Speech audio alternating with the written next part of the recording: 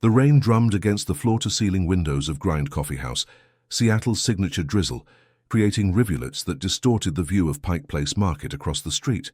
Emma Chen wiped down the marble counter for the third time that morning, her movements methodical despite the cafe's morning rush having died down to its usual mid-morning lull.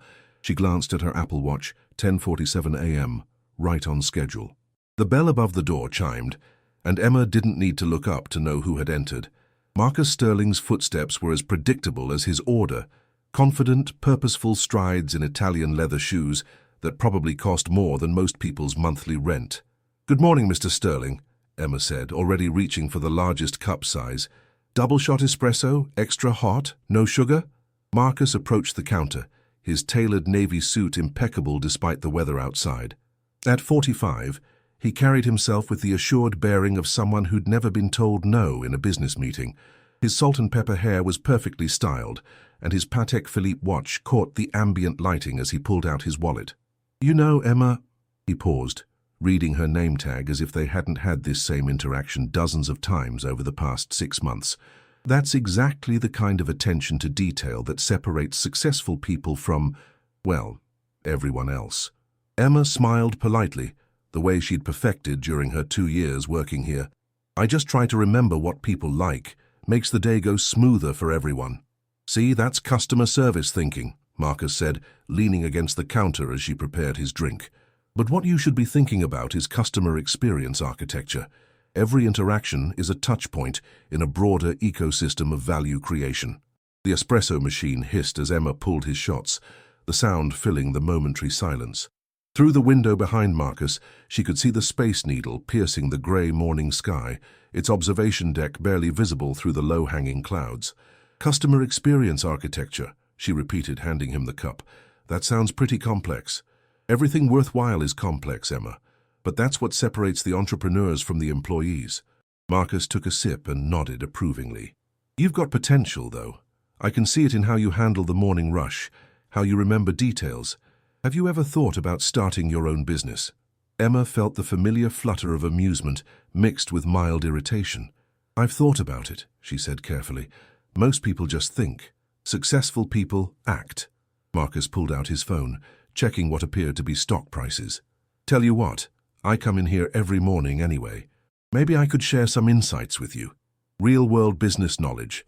God knows they don't teach practical entrepreneurship in school." "That's very generous of you, Mr. Sterling." "Marcus, please. And it's not generosity, it's investment. I believe in developing human capital wherever I find it." He straightened his tie, a gesture Emma had noticed he made whenever he was particularly pleased with something he'd said. "The service industry is fine for now, but you don't want to be pouring coffee when you're 40, do you?" Emma's phone buzzed in her apron pocket, probably another notification from her encrypted Slack channel where her development team was likely discussing the latest breakthrough in their sustainable battery technology. She ignored it. "No, I suppose not," she said. "Exactly. We'll start tomorrow. I'll bring you some basic business books. Think of it as Emma Chen Business School, population of 1. Marcus chuckled at his own joke. "First lesson, always be thinking 3 steps ahead. While you're making my coffee, you should be thinking about how to scale coffee making, how to systematize the process, how to eliminate inefficiencies." As Marcus headed toward his usual table by the window, Emma called after him. "Mr. Sterling, your change." He waved dismissively. "Keep it. Consider it your first business lesson. Never leave money on the table even when someone else is trying to." Emma watched him settle into his seat, already absorbed in his laptop screen. She pocketed the $20 bill, enough to cover her entire hourly wage, and couldn't help but smile. If only he knew that while he'd been lecturing her about scaling coffee making, she'd been mentally reviewing the manufacturing quotes for GreenFlow's latest prototype, a revolutionary solar battery system that 3 major tech companies were currently bidding to acquire.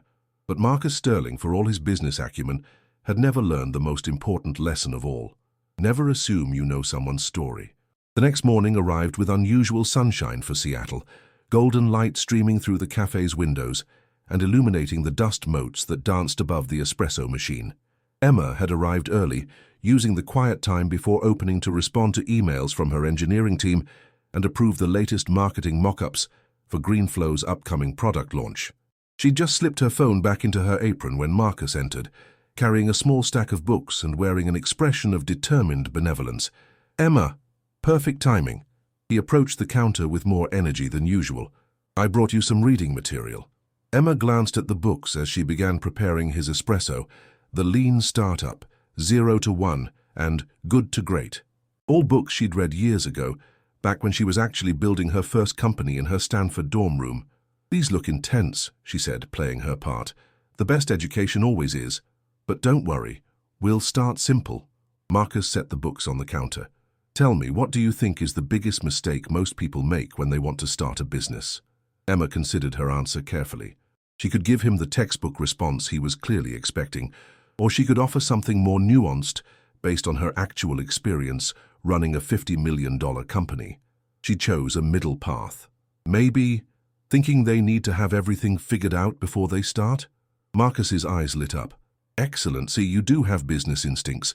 Most people get paralyzed by perfectionism. They want the perfect plan, the perfect product, the perfect moment." He accepted his coffee and took his usual position, leaning against the counter.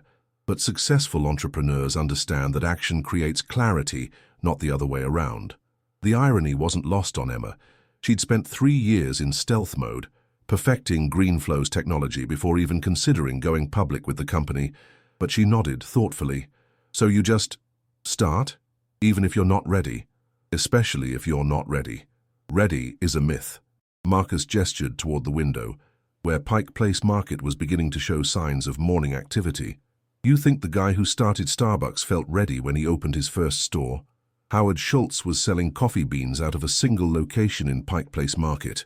Now look at it. Global empire."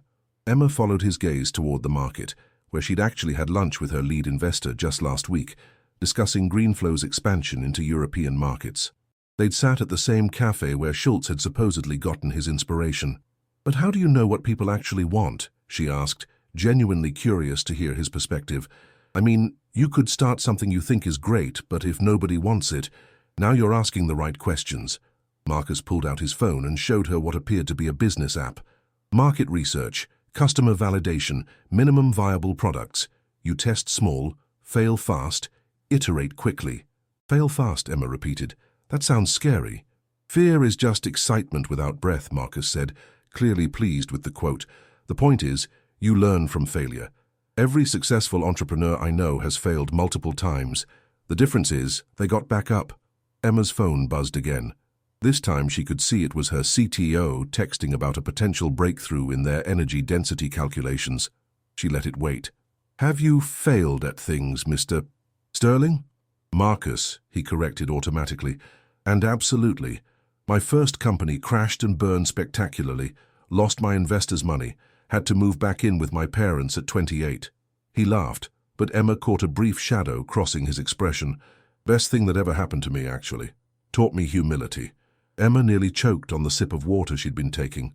Marcus Sterling, lecturing her about humility while condescendingly teaching business basics to someone he assumed was just a waitress. "What happened?" she asked, recovering. "Classic mistake. Fell in love with my own idea, instead of listening to what the market actually wanted. Built this elaborate social platform for musicians, spent 2 years perfecting features nobody asked for." Marcus shook his head. "By the time I realized people just wanted something simple to share their music, Facebook had already captured the market." This was actually interesting. Emma had never heard Marcus talk about failure before. In all the interviews and articles she'd read about him, research for competitive analysis, he'd always projected an image of relentless success. "But you obviously figured it out eventually," she said. "Eventually, yes. Next company, I spent 6 months just talking to potential customers before I wrote a single line of code. Discovered that small businesses were desperate for better inventory management software. Not sexy, not revolutionary, but needed." Marcus straightened his tie, that familiar gesture again. "Sometimes the most boring solutions make the most money." Emma nodded, thinking about GreenFlow's decidedly unsexy focus on battery chemistry optimization. Revolutionary technology, perhaps, but hardly the kind of thing that made for exciting elevator pitches. "So what would be my first step?" she asked. "Hypothetically," Marcus's face broke into a genuinely pleased smile. "Now we're talking. First step, identify a problem you personally experience every day. something that frustrates you, something you wish worked better. Emma almost laughed. If only he knew that her daily frustration was managing a company while pretending to be someone else entirely. "I'll think about it," she said. "Don't think too long. Analysis paralysis is the enemy of action." Marcus headed toward his usual table, then turned back. "Oh, and Emma, start a notebook. Write down every business idea that comes to you, no matter how small or silly. You'd be surprised what seemingly stupid ideas can turn into." As Marcus settled in with his laptop, Emma pulled out her phone to check the message from her CTO. The breakthrough was real. They'd achieved a 40% improvement in energy density, potentially revolutionizing electric vehicle batteries.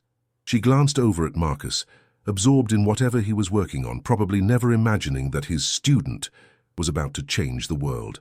Emma smiled and made a mental note to buy a notebook. She had a feeling this performance was going to require some very careful preparation.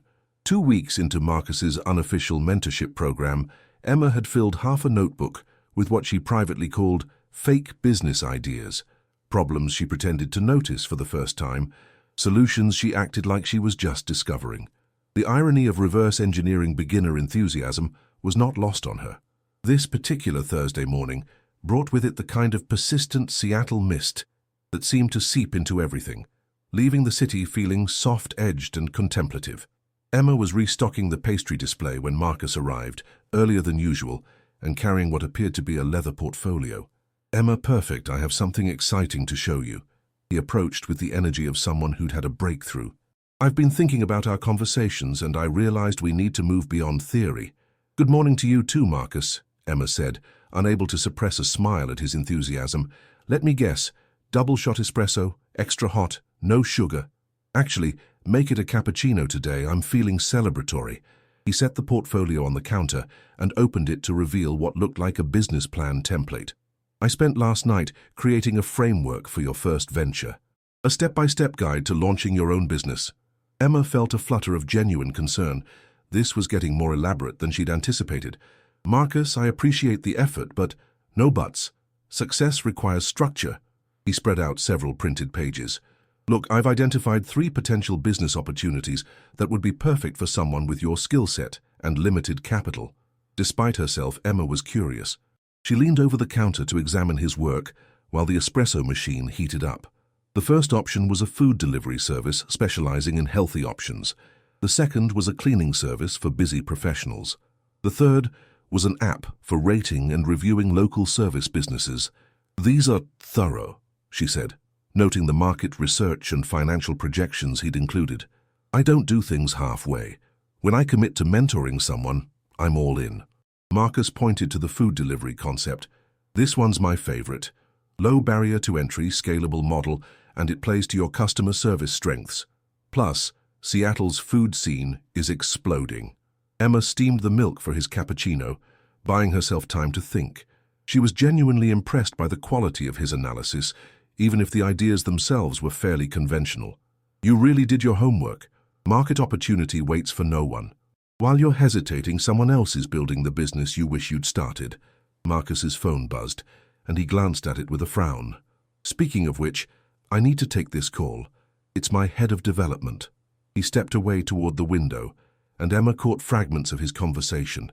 "The battery tech is revolutionary, but we can't let them know how interested we are. And if we can acquire this technology before the competition..." Emma's blood went cold. She knew exactly what technology he was discussing. Greenflow's breakthrough in energy density that her CTO had messaged her about. Marcus Sterling wasn't just some arrogant mentor figure. His company was one of the 3 bidding for her technology.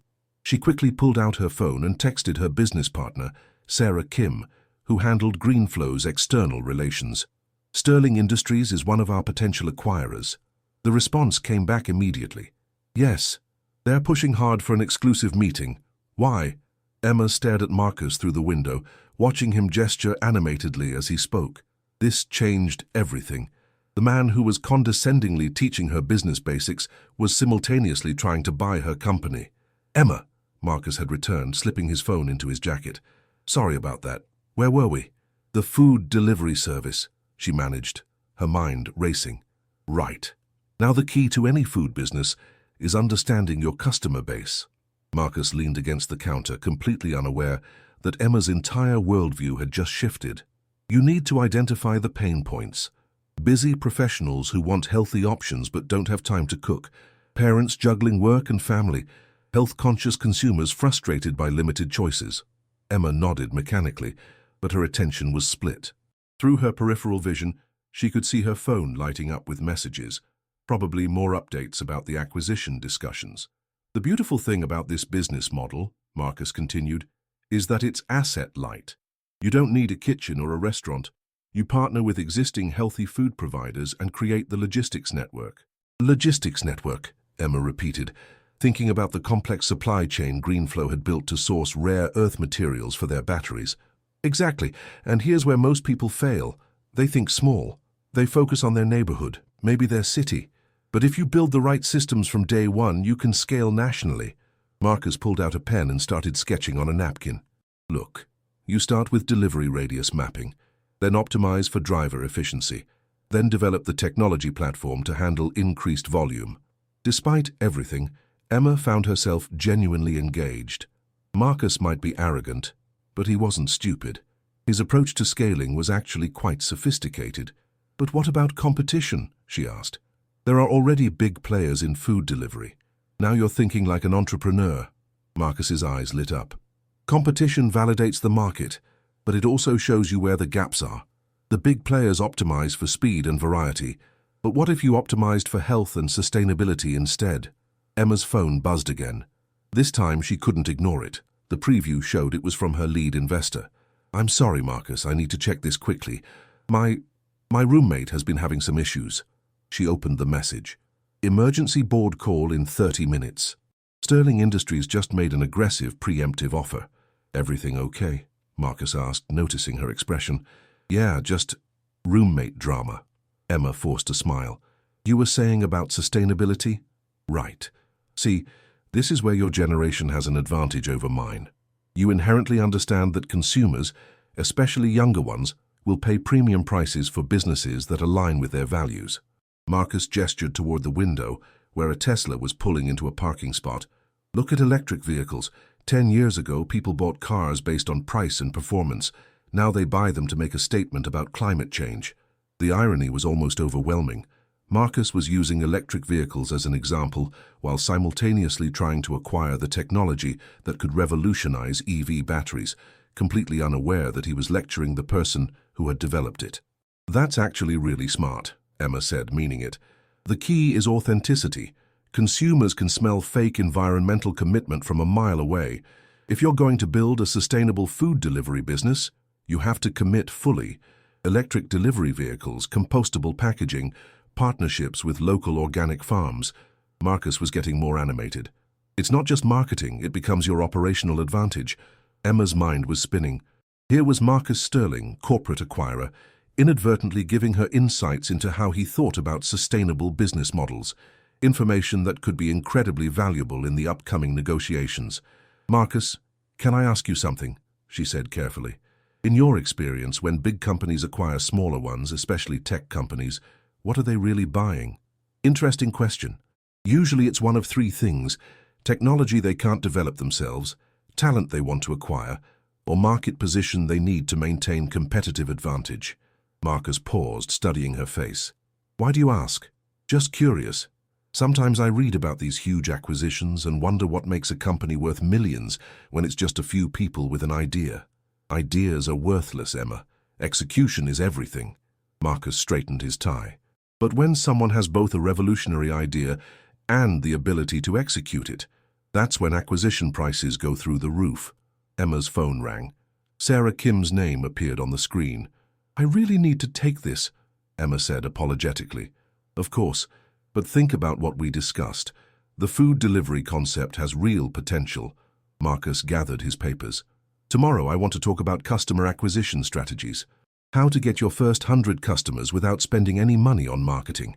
As Marcus headed to his usual table, Emma stepped into the back office to answer her phone. Emma, we have a problem. Sarah's voice was tense. Sterling Industries just offered us $80 million for full acquisition. They want an answer by Monday. Emma watched through the office window as Marcus settled in with his laptop, probably reviewing acquisition strategies while simultaneously mentoring the person he was trying to buy out. "Sarah," she said quietly, "I think we need to have a very different kind of conversation about Marcus Sterling."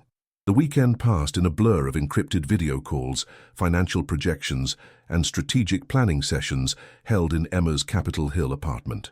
By Monday morning, she felt like she was living in two different worlds that were about to collide catastrophically. The first world was Greenflow, where she was Emma Chen, CEO, facing the biggest decision in her company's history.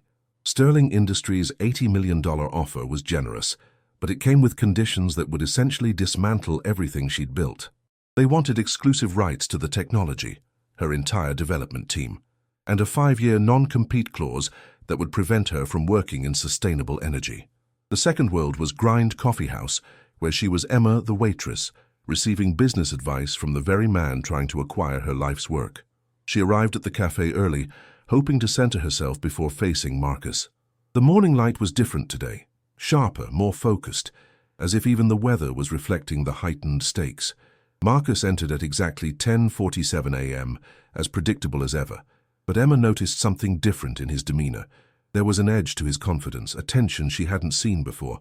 "Good morning, Emma. The usual?" she asked, her voice steadier than she felt. "Actually, let's make it a double shot today. Big week ahead."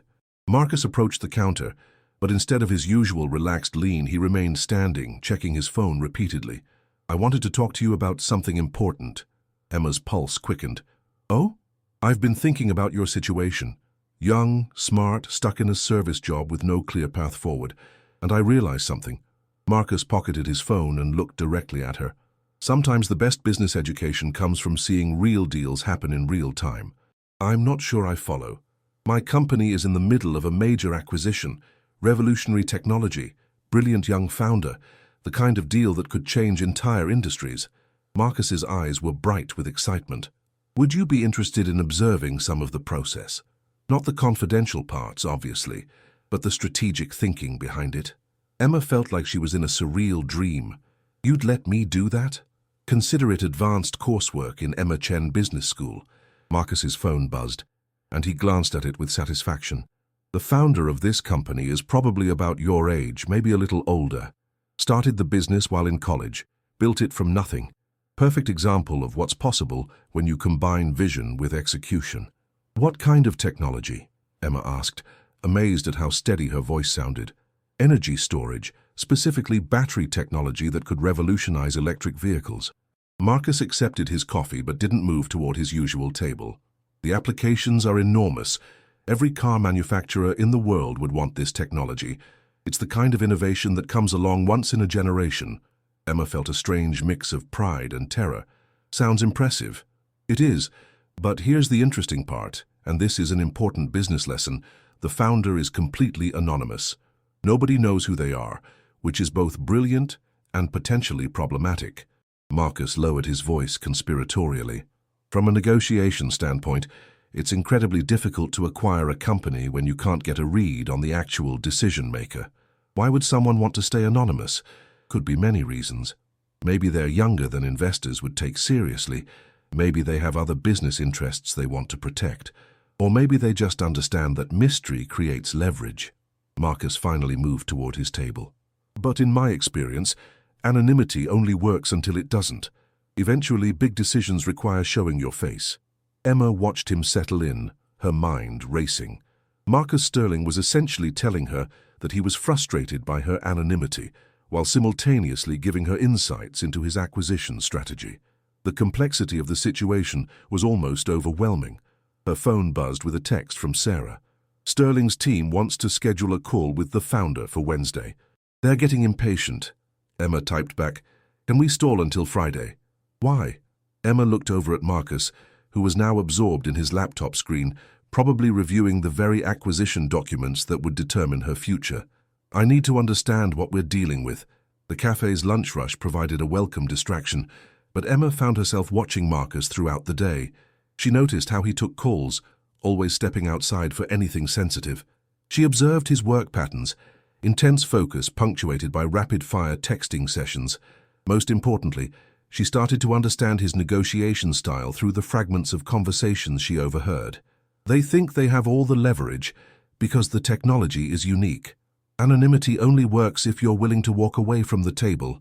Every day they delay is a day the competition catches up. By closing time, Emma had made a decision. She needed to know more about Marcus Sterling the businessman, not just Marcus Sterling the mentor, and she had an idea for how to get that information. "Marcus," she called, as he packed up his laptop, "you mentioned wanting to show me real deal-making in action?" "Absolutely. What did you have in mind?" "Well, you said the founder is anonymous, right? What if I did some research on the company? Not insider information or anything illegal, just public research. Maybe I could help you understand the business better from an outside perspective." Marcus paused, clearly intrigued. "That's actually not a bad idea. Fresh eyes, different perspective. What's the company called?" Emma took a deep breath. "I'd prefer to discover that myself, if you don't mind. Part of the research process." "Fair enough. The company develops sustainable battery technology. They're based in Seattle, and they've been in stealth mode for about 3 years. That should be enough to get you started. Consider it homework for Emma Chen Business School." Marcus smiled. "I like your initiative. This is exactly the kind of thinking that separates entrepreneurs from employees." As Emma locked up the cafe, she realized she had just volunteered to research her own company from the perspective of someone trying to acquire it. The next few days would either give her the strategic advantage she needed or completely expose her identity. Either way, the game was about to change dramatically. Friday morning arrived with an unseasonably clear Seattle sky, the kind of crystalline autumn day that made the city's mountains visible in sharp relief. Emma stood at the floor-to-ceiling windows of the Rainier Tower's 42nd floor, watching the morning ferry traffic cross Elliott Bay far below. She was no longer wearing her cafe apron. Instead, she wore a tailored charcoal blazer over dark jeans, professional but approachable, the carefully calculated uniform of a tech CEO who wanted to be taken seriously without appearing corporate. Her long black hair was pulled back in a sleek ponytail, and she carried herself with the quiet confidence of someone who had built something remarkable from nothing. The conference room behind her was filling with people: her CTO David Park, her VP of Business Development Sarah Kim, 2 lawyers, and one very surprised-looking Marcus Sterling. "I don't understand," Marcus was saying to Sarah, his usual composure cracking slightly. "Where is the founder?" "Our meeting was confirmed for 9 a.m. "Mr. Sterling," Sarah said diplomatically, "I think there's been a misunderstanding. The founder is here." Emma turned from the window, meeting Marcus's eyes directly for the first time in their months of acquaintance. The recognition hit him in stages. First confusion, then disbelief, then something that looked almost like panic. "Emma?" His voice was barely above a whisper. "Hello, Marcus. Thank you for coming to discuss the acquisition of Greenflow." Emma moved to the head of the conference table, her team arranging themselves on either side. "I believe you know my technology quite well by now." Marcus remained standing, his leather portfolio clutched in one hand, looking like a man whose entire worldview had just been upended. This isn't possible. Please, sit down." Emma's voice carried the authority she'd developed over 3 years of running board meetings, negotiating with investors, and managing a 50-person development team. "We have a lot to discuss." Marcus slowly took his seat across from her, his sharp business mind clearly working to process this new reality. "You're the anonymous founder, the Waitress. You've been running a $50 million company while you taught me about business basics." "Yes." Emma opened her laptop, displaying a presentation titled Greenflow Technologies, Strategic Partnership Proposal. "I want to thank you, actually. Your insights over the past few weeks have been quite valuable." "My insights?" Marcus's voice carried a note of something Emma had never heard from him before: uncertainty. "Your approach to sustainable business models, your thoughts on customer acquisition, your analysis of why anonymity can be both an advantage and a liability." Emma clicked to the first slide, showing Greenflow's technology specifications. "But most importantly, your perspective on what Sterling Industries is really looking for in this acquisition." Sarah leaned forward. "Emma received your $80 million offer, Mr. Sterling. We're here to discuss why that offer fundamentally misunderstands the value of what we've built." Marcus finally found his voice, and with it, some of his usual composure. "The offer is more than fair for a company your size, regardless of the technology's potential." "Is it?" Emma clicked to the next slide, showing market projections. Your own research suggests this technology could be worth 10 times that amount within 5 years, but your offer includes a 5-year non-compete clause and full technology transfer. Essentially, you want to buy not just what we've built, but our ability to build anything else. That's standard in technology acquisitions. Perhaps, but here's what's not standard. Emma's presentation shifted to a competitive analysis that included detailed information about Sterling Industries' own R&D challenges. Your battery division has been struggling for 3 years to achieve the energy density breakthroughs we accomplished 18 months ago. Your internal memos, yes, we've done our research too, show that without significant technological advancement, Sterling Industries will lose ground to Tesla, BYD, and other competitors. Marcus's expression hardened. How did you obtain internal company information? The same way any good entrepreneur obtains market intelligence, through careful analysis of public information, patent filings, and strategic observation. Emma allowed herself a small smile. You taught me that lesson yourself. Always be thinking 3 steps ahead. David Park, Emma's CTO, spoke for the first time. We're not interested in being acquired, Mr. Sterling. We're interested in a strategic partnership that allows both companies to benefit from our technology while maintaining our independence. A partnership. Marcus seemed to be regaining his footing. What kind of partnership? Emma clicked to the final slide. Exclusive licensing agreement for automotive applications, joint development of next-generation storage solutions, and a shared manufacturing facility here in Seattle. Sterling Industries gets first access to our technology and the ability to compete with Tesla. GreenFlow maintains ownership of our innovations and expands into new markets. And the financial terms. $200 million over 5 years, plus equity participation in any products that use our technology. Emma closed her laptop. It's a better deal for both of us than acquisition. Marcus was quiet for a long moment, studying the faces around the table. When he finally spoke, his voice carried a note of what might have been admiration. How long have you known that Sterling Industries was pursuing GreenFlow? Since the day you took that phone call about revolutionary battery tech while lecturing me about food delivery logistics. And you said nothing. I was curious to see how you thought about the deal. Understanding your perspective has been educational. Marcus leaned back in his chair, and for the first time since entering the room he smiled. You played me. I learned from an expert, Emma replied. You told me once that the best business education comes from seeing real deals happen in real time. You were absolutely right. So what now? Do I apologize for treating you like a waitress who needed business advice? Emma considered this. You don't need to apologize for treating me like a waitress, Marcus. Being a waitress is honest work, and I learned valuable things doing it. You need to apologize for assuming that being a waitress meant I couldn't also be something else. The room fell silent. Through the floor-to-ceiling windows, Emma could see Pike Place Market far below, where she'd served Marcus coffee for months while building something he couldn't have imagined. Finally, Marcus spoke. You're right. I made assumptions based on arrogance, if I'm being honest. He looked directly at Emma. I'm sorry. Apology accepted. Emma stood, extending her hand across the table. Now, Marcus Sterling, would you like to discuss a real business partnership between equals? Marcus stood as well, taking her hand with what appeared to be genuine respect. Emma Chen, I think that would be an excellent idea. As they shook hands, Emma caught sight of her reflection in the conference room window. No longer the anonymous founder hiding behind a service job, no longer the waitress pretending to learn business basics. For the first time in 3 years, she was simply herself, the woman who had built an empire while the world wasn't watching. Outside, Seattle sparkled in the clear morning light, a city full of coffee shops and startups, dreamers and builders, where a brilliant young woman could serve lattes in the morning and change the world in the afternoon. 6 months later, the GreenFlow Sterling partnership would revolutionize electric vehicle batteries and make Emma Chen one of the youngest billionaires in tech history. But more importantly, it would stand as proof that success isn't about who notices you.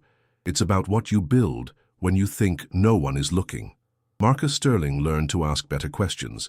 Emma Chen learned that sometimes the best hiding place is in plain sight, and somewhere in Capitol Hill, a small cafe continued to serve excellent coffee to customers who might be anyone at all. The most important business lesson, as it turned out, was the simplest one. Never assume you know someone's story until you've heard it from them directly. 1 year later, Marcus Sterling still visited Grind Coffee House every morning at 10:47 a.m. But now he ordered from whoever was working the counter, and he never offered unsolicited business advice. Emma Chen no longer worked there, but she stopped by occasionally, usually when she needed to think through a particularly complex problem. The new baristas didn't know that the woman ordering a simple cappuccino had just signed a deal to put her batteries in every Tesla produced, or that she was quietly funding a scholarship program for service industry workers who wanted to start their own businesses. Some stories, after all, are still worth keeping secret, at least for a little while longer.